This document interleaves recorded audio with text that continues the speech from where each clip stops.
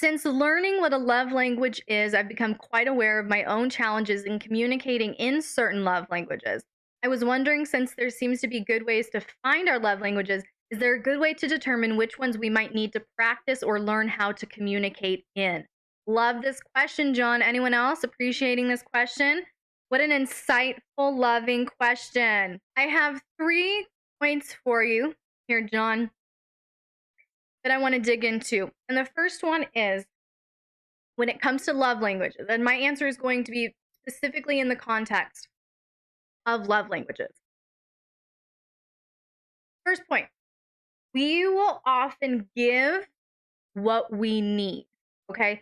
So by default, we will often give our partner whatever what we need. So if we have a need for words of affirmation, that's our love language, then we will just instinctively default to speaking that love language with our partner.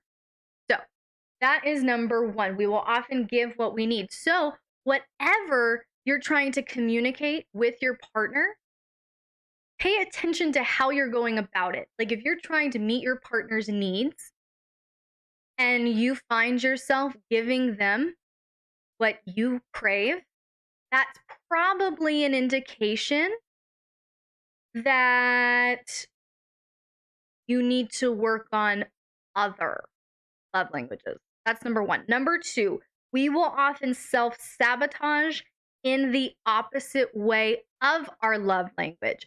So for instance, if your love language is words of affirmation and you find yourself self-sabotaging or in a destructive, manic, kind of shut down state where you're gravitating towards some self-destructive behaviors, you will often do the opposite of your love language. So if your love language is words of affirmation, but you are in a shame spiral and you're triggered and you're self-sabotaging, then your inner dialogue will often be incredibly vindictive and like critical and condemning and harsh. Does that make sense?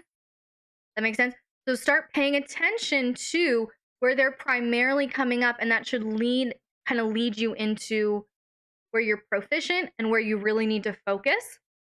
And the third point, John, I would say, what feels the most foreign or uncomfortable for you to give? And that's really the thing. Like, John, if you feel like it's really easy for you to give encouragement, you're so encouraging. You give me so much encouragement all the time, John. So for me, that's something that I feel like you're pretty proficient in. And if you know that, okay, this doesn't make me feel uncomfortable. It's actually relatively easy for me to, throw that out there. Then I would say, what feels the most foreign to you? Where you're like, I don't really know what to say or do here. What makes you feel kind of uncomfortable? Like, is this the right thing? That is where I would start focusing.